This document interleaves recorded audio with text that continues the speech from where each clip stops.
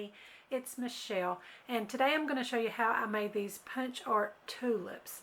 I guess I'm just in the mood for springtime projects. I usually do that once I get past Christmas, and I think these are so adorable, and I can't wait to show you guys how I did it. I've got some pieces here. I'm going to be doing another one today in pink, and this is the die set that I used right here.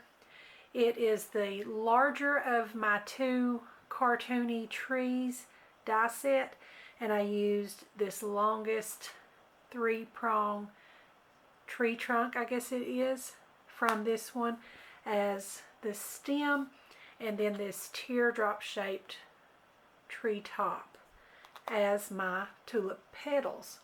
And you don't have to use this exact set. If you have any other straight branch, or you don't even have to have the prongs up here, you can just use a straight stem if you want to. And for the petals, you could use raindrops or teardrops, or even a simple leaf shape would work just fine. But I really like these with the little stitch detail around the edges.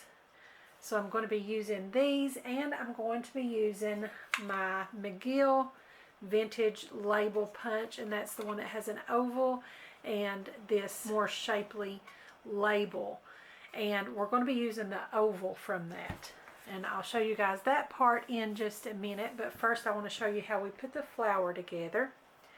And the first thing I want to do is to put my stem on the front of my center petal. So I'm just going to turn that over, and on these little prongs I'm going to go ahead and put some of my art glitter glue and get that sort of centered up on that middle flower petal. And this right here is so beautiful. This on its own could be sort of a rosebud or any kind of flower bud. I think that works really well. So now we just turn that over, and I'm going to put some art glitter glue along the bottom half of that, and we can just sort of place our other petals from the front side until it looks right to us, and just sort of fan those out however you want them. And I think that looks good right there.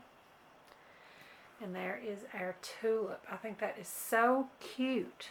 So now for our blades that come up along the stem, I'm just going to be doing a little bit of double punching with my oval here.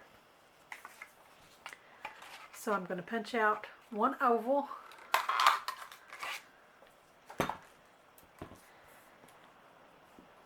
and then I'm going to hold on to that with my reverse tweezers so I can get it back into the punch. And looking at that from underneath, we can get that placed in there until it's where we want it to cut out our pointy flower blade. So there's one. And if we're careful enough, we can go ahead and take that same oval and get one from the other side. And then just punch that out, and there we go.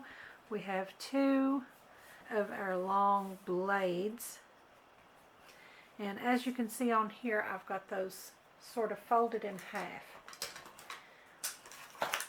And to do that, I just took a straight edge of my ruler and my embossing tool here, and just hold that from point to point and just score a line straight up the middle. And I'm going to do that to both.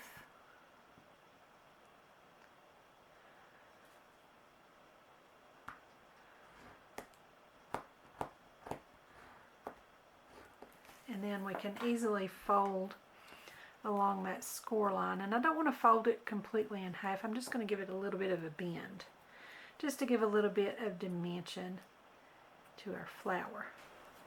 Okay, so now we can just place that along our flower stem.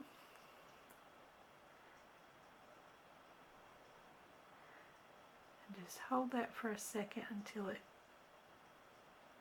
grabs just a little.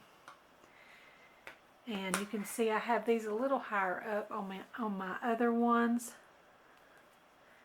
But if you want to, you can bring this farther down below the stem so that you get the illusion of a little bit taller of a flower. So you can make as many of these as you like in as many different colors and have an entire tulip garden. I think they are beautiful. I just love these little tulips. And I think these would be good for Valentine's Day, springtime, Easter, Mother's Day. Really, any of those are wonderful occasions for flowers, especially tulips. I really love tulips. And like I said, you guys can use other shapes for these. You can use teardrops or raindrops or a simple leaf shape to make those petals. And I think they turned out just adorable.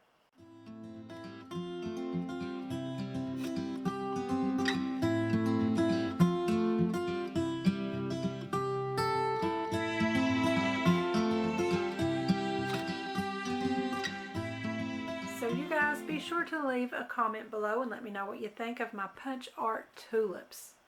I had a lot of fun with these and I hope you guys enjoy them too.